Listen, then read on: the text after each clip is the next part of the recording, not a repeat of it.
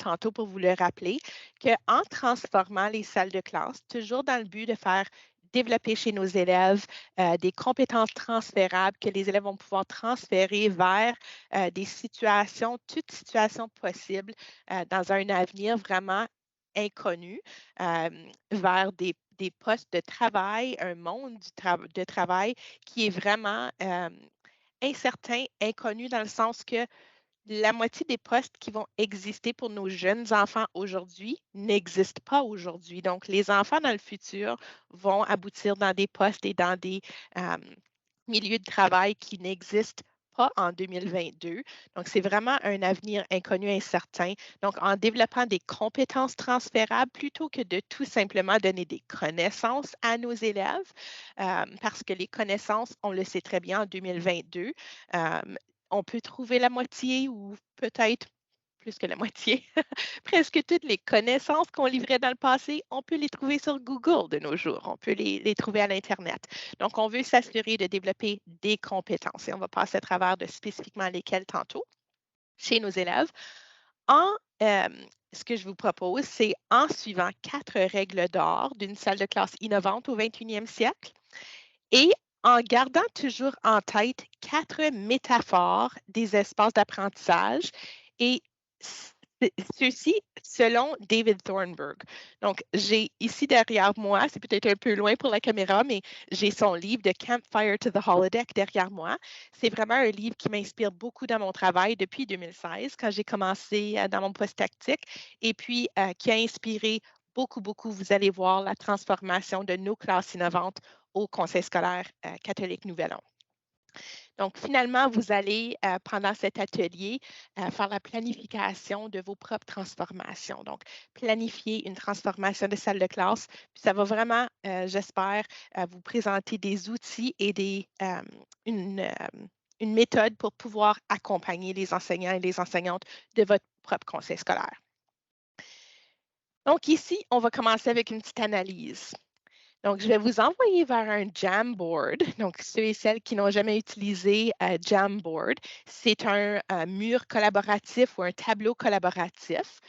Jean-Luc va vous placer le lien dans le clavardage pour que vous puissiez vous y rendre si vous voulez vous y rendre sur votre portable. Si vous préférez utiliser votre téléphone cellulaire, j'ai aussi placé un code QR dans la présentation et vous pouvez tout simplement balayer avec votre caméra et appuyer sur le lien, le code QR qui s'affiche à l'écran, puis ça va vous apporter à la même place. Donc, c'est votre choix. Si vous utilisez votre téléphone et que vous n'avez pas déjà l'application Jamboard, ça va vous demander de télécharger l'application. Donc, vous pouvez le faire dans une petite minute. Vous pouvez y aller tout de suite pendant que j'explique. Donc, je veux vraiment qu'on regarde à cette peinture qui date du 14e siècle en Italie. C'est une salle de classe, un professeur qui est en train de donner une leçon à ses élèves, donc, et spécifiquement en 1350, c'est l'année de la peinture. Donc, je veux vraiment vos observations. Donc, en vous rendant ici au Jamboard, donc lorsque vous êtes sur le tableau collaboratif du Jamboard, je vais l'afficher ici à l'écran. Vous allez voir des outils à la gauche qui vous permettent de mettre votre commentaire et de noter vos observations sur le tableau blanc ici. Donc, vous avez quelques possibilités. Ça, c'est juste un petit survol de l'outil. Donc, vous avez la possibilité de mettre des pense-bêtes, post-it en bon français, et vous avez la possibilité de mettre des zones de texte ou des boîtes de texte. Ou bien vous pouvez prendre votre stylet ou votre doigt et vous pouvez tout simplement écrire et ajouter des notes manuscrites. Donc, vous avez la possibilité de se faire sur les 2 premières tuiles du Jamboard. J'en ai mis 2 juste au cas où les gens font des grands post-it ou des grandes zones de texte. Si vous regardez ici à la gauche de mon écran, vous voyez que vous avez le stylet. Donc, ça vous permet de faire des notes manuscrites. Vous avez la gomme à effacer si vous faites des erreurs. Vous avez les pense-bêtes ou les sticky notes, ici les post-it, que vous pouvez ajouter et les boîtes de texte sont en bas ici avec le T majuscule. C'est super. Je vois que les commentaires commencent. Donc, notez vos observations. Qu'est-ce que vous remarquez des élèves et du professeur ou de l'enseignant dans cette salle de classe ici de l'année 1350? Les élèves sont en rang, l'enseignant est devant et les gens lui font face. le centre de l'attention vers l'avant. C'est magistral, très bien. Un élève a l'air, ça va vite là. Certains élèves ne semblent pas, je vais juste, c'est parfait. On déplace les post-it, merci de m'aider. Certains élèves ne semblent pas trop engagés. Certains ont l'air perdus. Le professeur est devant la classe sur un podium. Sage on the stage, donc il y a quelqu'un qui connaît Joel Rule, excellent. Certains ont l'air perdus, c'est ça. Un élève a l'air très découragé. L'enseignant est devant. Les élèves regardent et écoutent. Ça me fait penser à ma petite qui est au jardin qui dit « On regarde, on écoute, on ne parle pas. » Certains jasent entre eux. C'est parfait. Plusieurs de nos classes ressemblent encore à ça en 2022. Donc, on s'en vient justement à ce point-là. Classe ennuyante, ça dit il n'y a pas énormément d'espace pour se déplacer. Merci pour la flèche même. La personne qui a ajouté, certains ont l'air perdu. Le petit bonhomme qui est en train de regarder partout. Dort-il? C'est bien. Enseignant en hauteur crée une hiérarchie et un sentiment de pouvoir, de supériorité absolument. Le savoir vient de l'enseignant. Certains jasent, c'est super. Merci beaucoup. Je vais juste passer, OK, donc tout le monde s'est servi de la première tuile, c'est parfait. Je vais maintenant juste sauter ici à la troisième tuile et je vais utiliser, si vous regardez à la gauche de mon écran, le laser pointer ou le laser pour pouvoir encercler certaines choses. Donc, vous pouvez sans doute, et vous avez tout noté et observé, certaines personnes dans la classe, certains élèves qui dorment, qui sont peut-être distraits par la belle femme à côté, ici qui jasent, qui sont en train, lui aussi, il a de l'air d'un admirateur ici dans le coin, des gens qui sont complètement distraits, qui sont en train de faire la lecture, lui, il a l'air un peu perdu, pauvre bonhomme.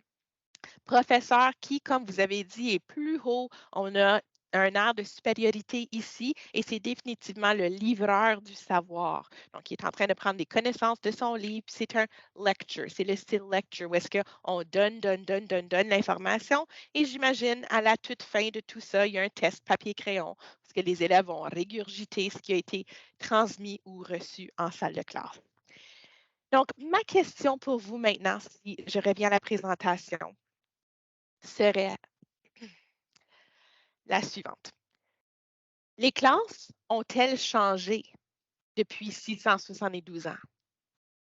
Le modèle de la salle de classe, quand on fait le design des salles de classe de nos jours en 2022, une nouvelle école ou une nouvelle salle de classe dans une école, est-ce que la plupart des classes ressemblent encore à ce modèle ici?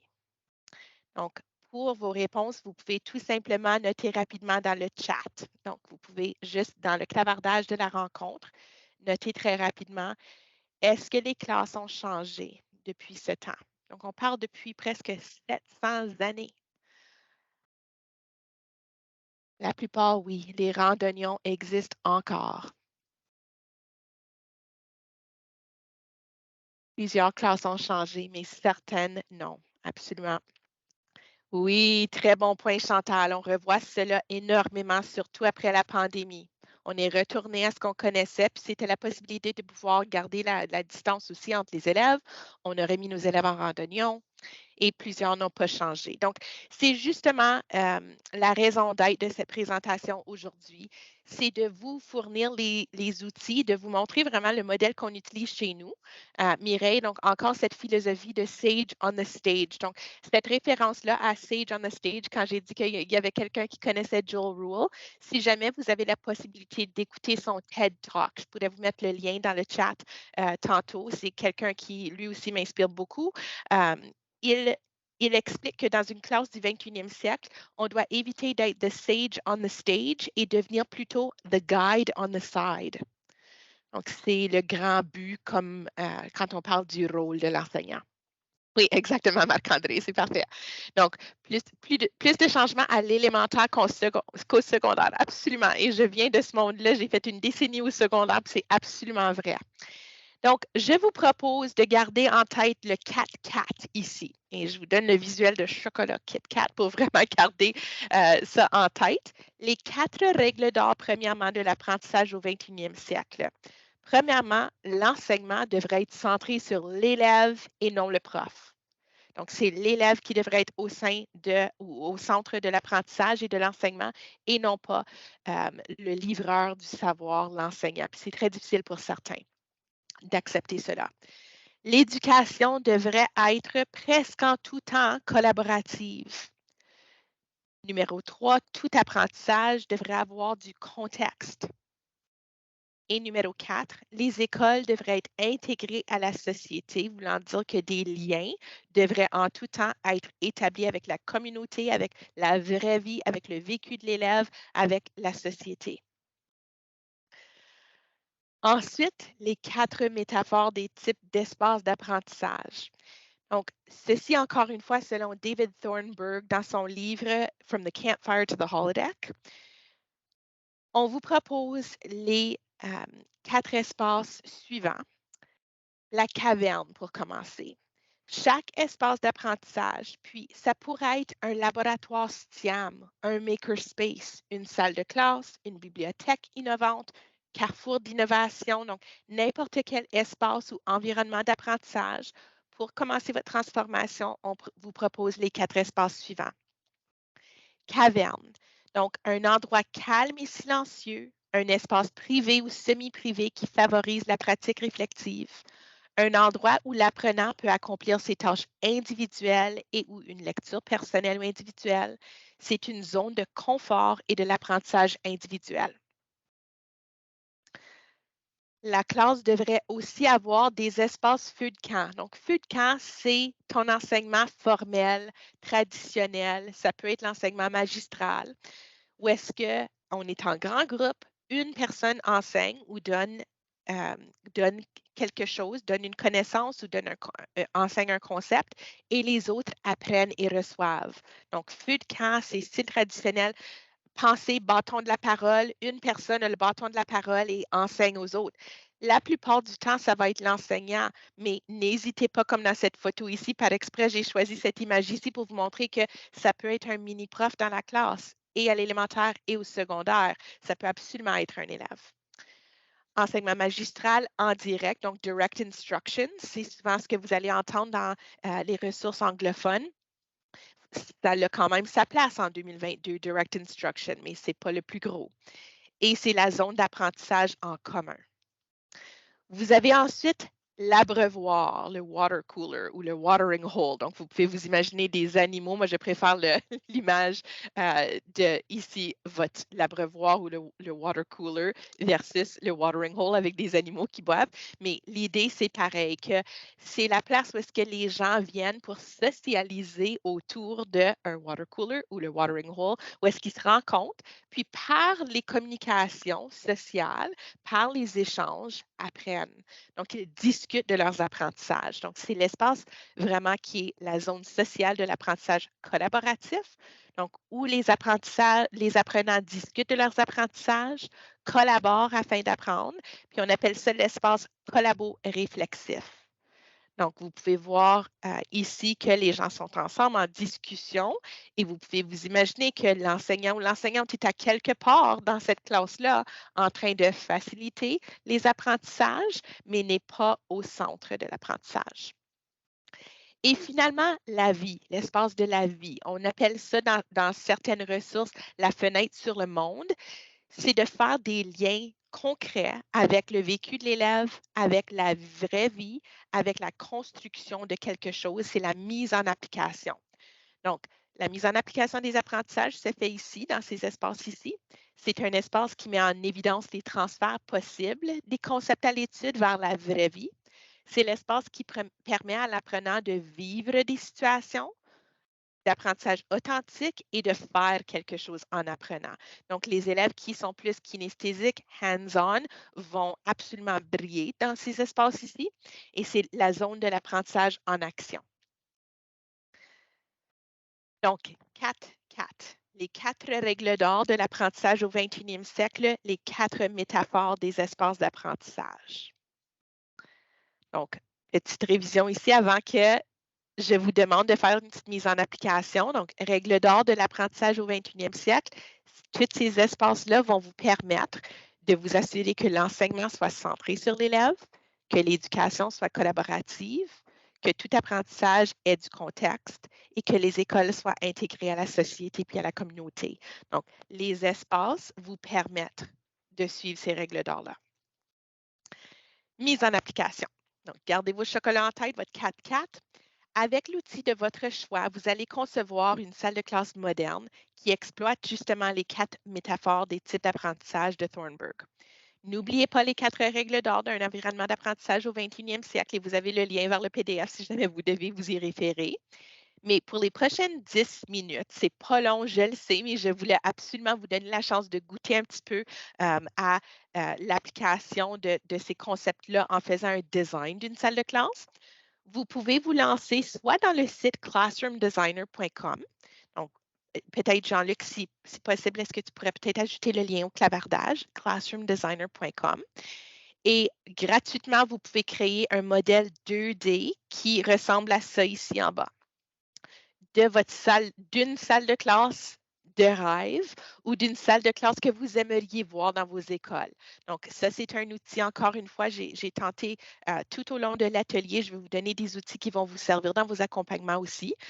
Ou bien vous pouvez utiliser PowerPoint. Donc, PowerPoint, vous pouvez, par exemple, si vous vous rendez dans PowerPoint, insérer des images et insérer des boîtes de texte et faire le design de votre classe ici. Donc, vous pouvez insérer des images qui proviennent de Google, des images en ligne et créer votre espace à l'intérieur du rectangle d'une tuile de PowerPoint. Donc, encore une fois, le dernier, c'est Classroom Designer. Et vous allez prendre une capture d'écran à la toute fin de ce que vous faites comme design. Et ensuite, si vous préférez PowerPoint ou un autre outil de votre choix, allez-y. Donc, l'idée, c'est que dans les prochaines 10 minutes, d'ici 10h30, vous allez faire un design, juste un sketch informel d'une salle de classe qui respecte les 4 règles d'or et les 4 espaces d'apprentissage. Si vous avez des questions, vous pouvez les poser. Sinon, on se revoit dans 10 minutes.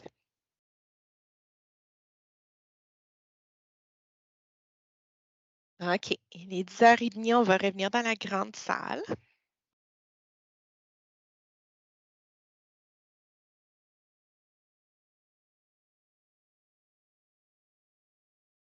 Si vous voulez revenir pour voir l'écran partagé,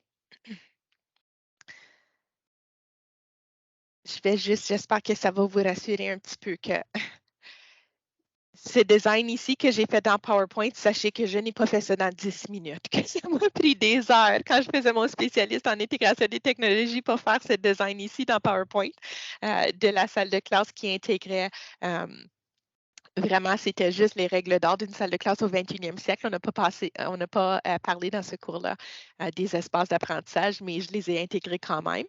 Je les avais en tête, mais soyez rassurés que ce n'est pas quelque chose qui se fait à vitesse. Toutefois, j'espère que vous avez eu la chance de jouer un petit peu et de faire un petit sketch informel d'une salle de classe pour vous donner juste un petit peu d'expérience avec les outils aussi et vous donner ça comme outil évidemment transférable que vous pouvez utiliser dans vos accompagnements.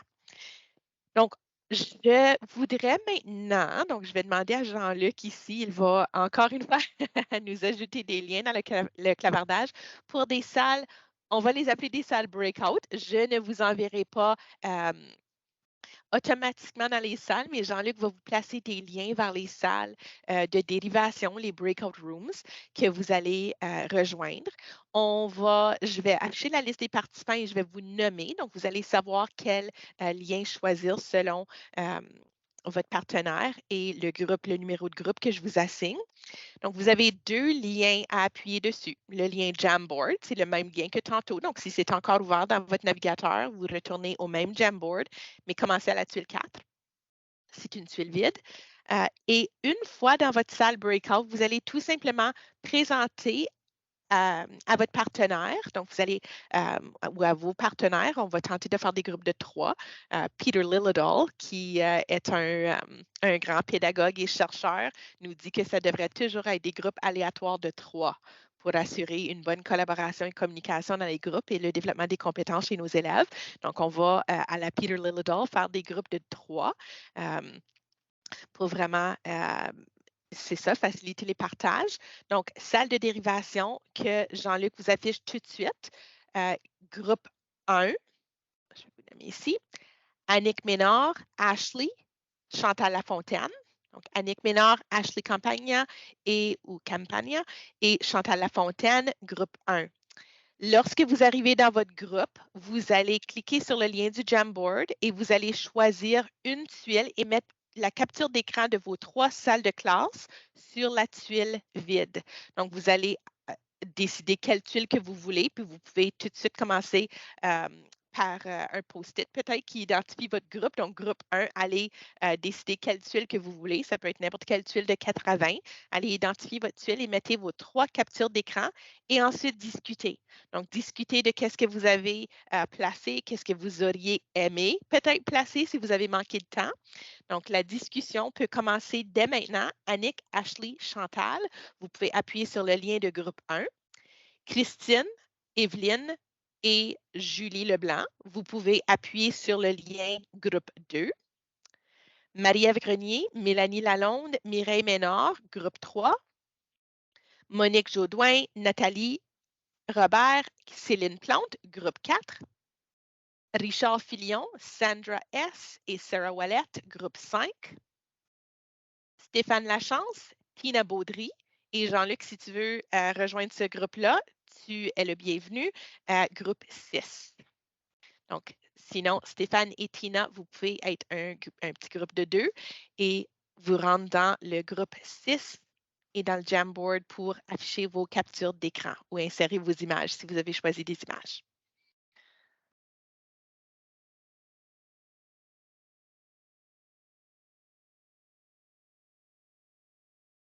Jean-Luc, es-tu encore là?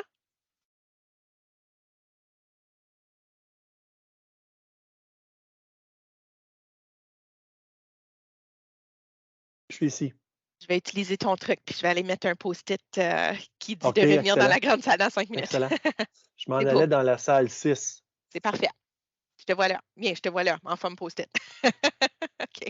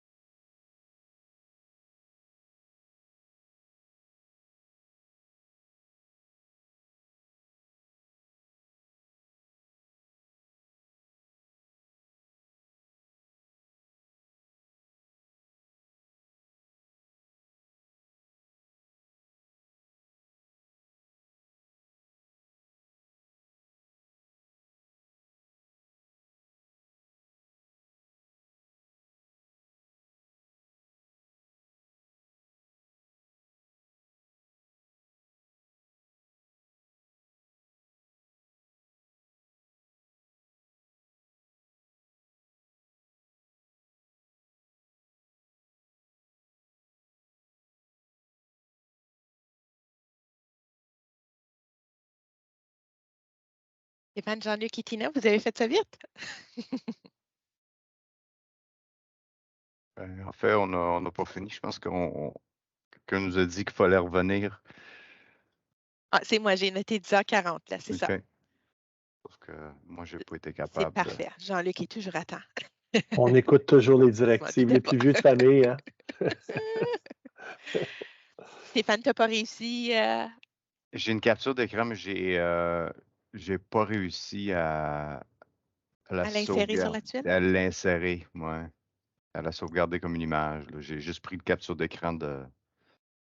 Juste avec la fonction coller, CTRL-V, ça ne fonctionnait pas avec la capture d'écran? Ah, j'utilise un outil de capture d'écran, là, puis apparemment, il fonctionne pas bien avec. Je suis pas capable de coller dans le Jamboard. Ça fait.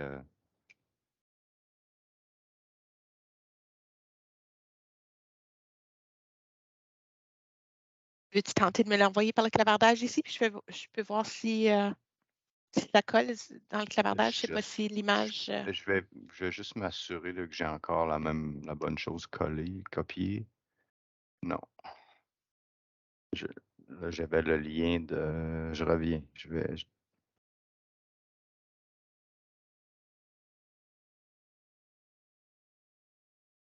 pense que je l'ai perdu. Vive la technologie, hein? Ah non, je viens de le retrouver, là. Je me demande si j'essaye de copier le lien, ce serait. Non, je vais vous.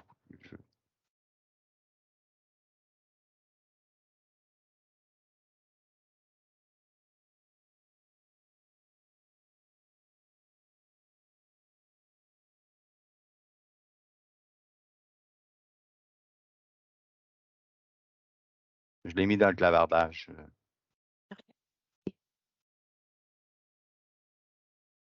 C'est assez. J'ai pas eu le temps de finir, là. Parfait. Non, je ne m'attendais pas à avoir des produits spectaculaires dans 10 minutes, mais c'est très bien. Je vais juste trouver votre tuile ici.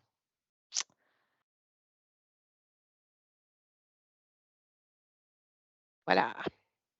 Comme OK, je magie. peux-tu. Ouais. Comme par OK. magie.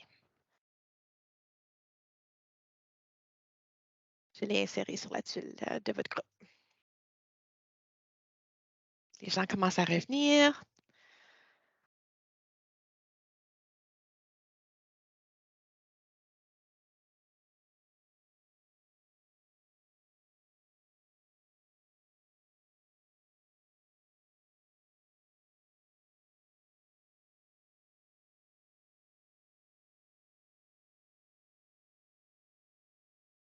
Seconde pour permettre aux autres, si une fois que vous êtes de retour, si vous pouvez juste allumer votre caméra, il ne faut pas laisser la caméra allumée nécessairement, mais juste pour que je vois qui est de retour.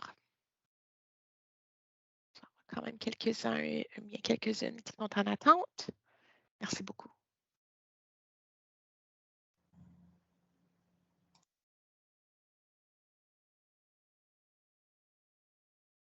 Okay, donc, le groupe à Mireille est encore dans le Jamboard, dans la petite salle.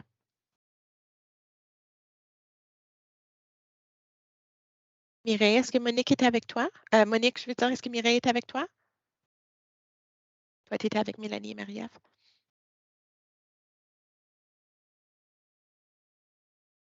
J'étais Voilà, avec donc on va continuer. Nathalie et Céline. C'est beau, OK. Ah, Mireille, je la vois. Parfait. Donc, je pense que tout le monde est revenu. Il y a un groupe peut-être qui tranquillement commence à revenir, à se rebrancher ici à la grande salle. Donc, ici, c'est une citation que j'aime beaucoup et que je présente toujours au début de mes accompagnements dans mes écoles.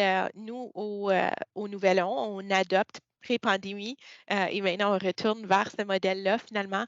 C'est l'adoption de 5 écoles par année. Donc, on adopte 5 écoles, on a 3 à 5 enseignants ou enseignantes dans l'école adoptée où est-ce qu'on transforme et développe vraiment des classes innovantes en gardant tout cela en tête.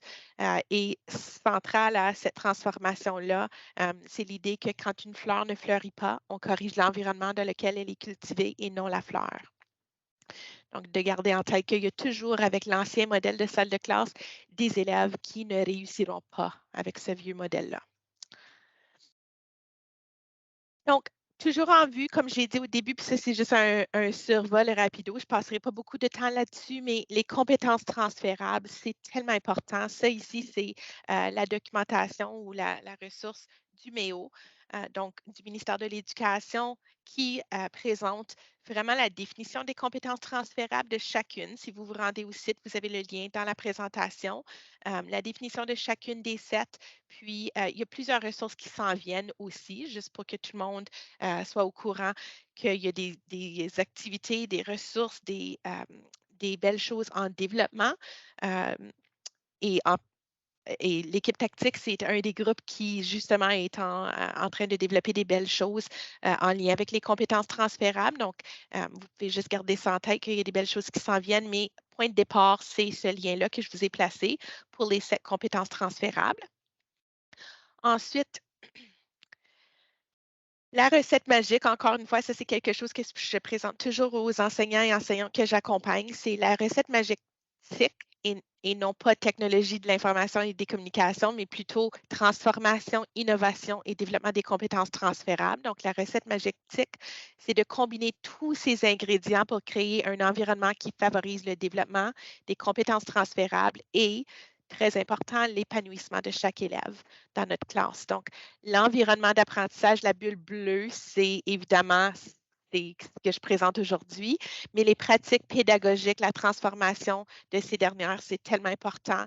Et la technologie qui soutient, et remarquez que c'est la plus petite des bulles dans le diagramme, la technologie qui vient soutenir les apprentissages. Vraiment, la technologie devrait être un levier de l'apprentissage et non pas central à l'affaire.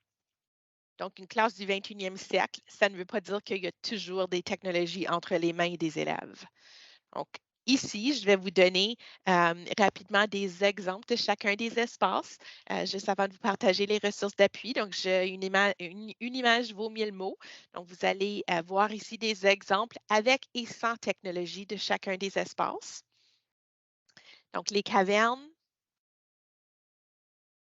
Vous voyez que c'est vraiment des espaces où ce que les élèves et la technologie nous aident. Parfois, les écouteurs ou des casques, des micro-casques ou des casques écouteurs, par exemple, ça peut rendre un espace qui pourrait être soit partagé, ça pourrait soit être un abreuvoir ou caverne si l'élève porte des écouteurs et est dans son petit espace à lui.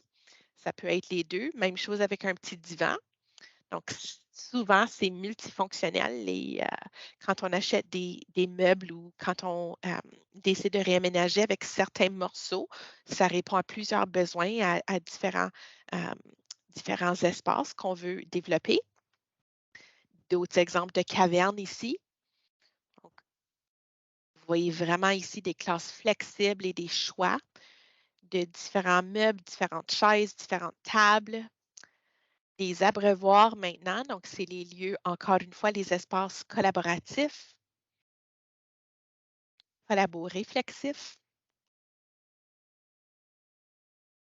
D'autres abreuvoirs, donc dans des carrefours d'innovation, vous avez des tables et des chaises style café. Vous avez encore ici style café où est-ce qu'on a les chaises style barstool dans la belle langue de Shakespeare.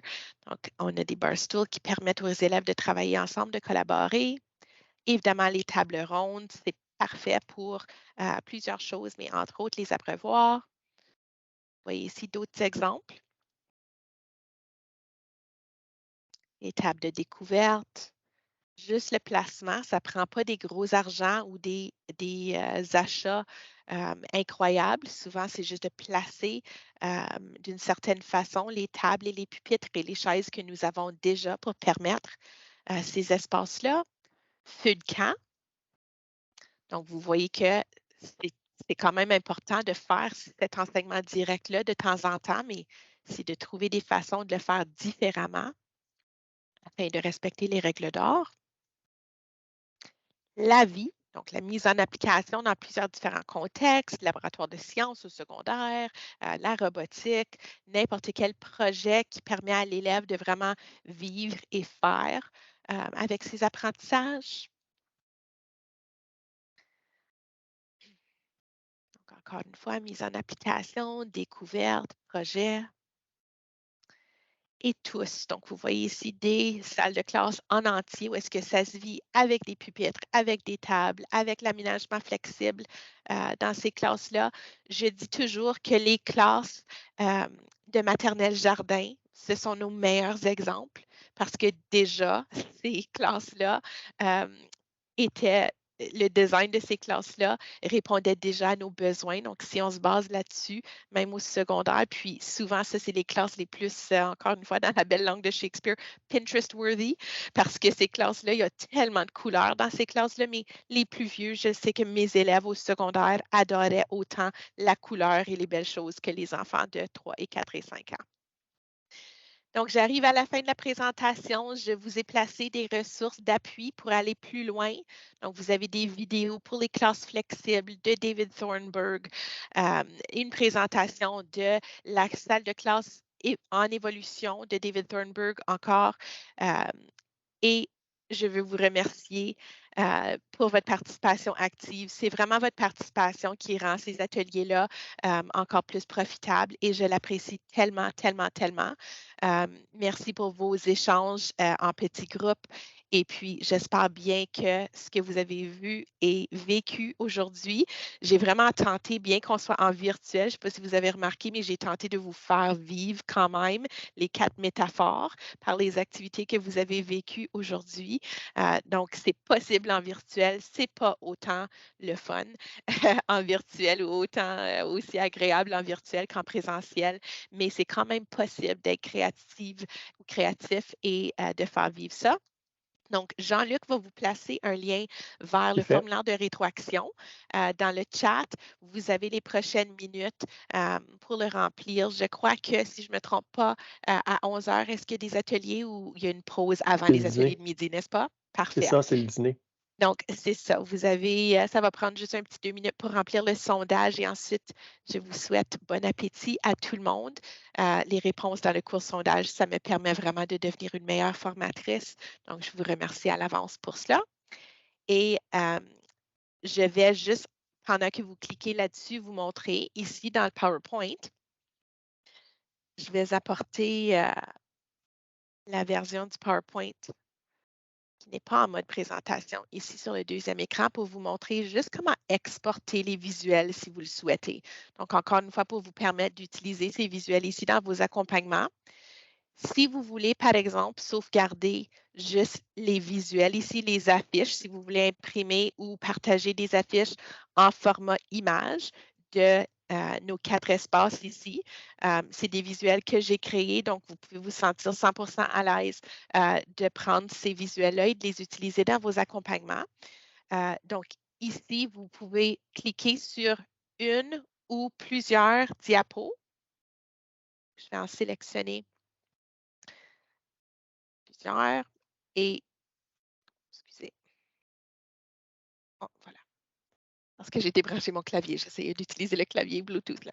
Donc, ici, vous pouvez appuyer sur une ou plusieurs diapositives et faire fichier, exporter, modifier le type de fichier, choisir ici format JPEG, enregistrer sous,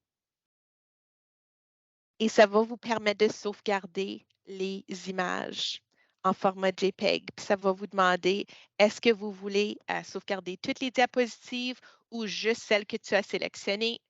Je vais faire celle-ci uniquement. Et ça va vous donner le fichier JPEG dans votre dossier. Donc, si jamais vous voulez le sauvegarder comme ça, évidemment, vous avez déjà le PDF, mais je vais vous envoyer également le fichier PowerPoint pour que vous puissiez exporter les photos. Christine, oui, je l'avais partagé en format PDF, mais je vais vous le partager maintenant en format PowerPoint aussi. Je vais juste aller supprimer mes notes parce que j'avais mon minutage dans les notes. Donc, je vais supprimer ça puis je vais vous le mettre dans le clavardage. Et vous pouvez vous débrancher et dîner. Ça va être dans vos conversations Teams que ça va demeurer. Mais avant de vous débrancher, je veux juste prendre l'occasion de te remercier, Crystal. Comme tu sais, moi, j'étais un disciple de ce livre-là. Je dis souvent, si j'avais à retourner en salle de classe, je serais dangereux, équipé de ceci. Puis je pense que tu nous as fait vivre l'abreuvoir. puis tu nous as fait vivre aussi le feu de camp. Là, quand on va retourner chez nous, puis on va mijoter nos choses, ben, c'est la caverne dans le fin fond où on va être. Puis quand on va retourner dans nos milieux, puis on va tenter des mises en application, bien, ça va être la vie. Donc, merci beaucoup pour cette belle présentation.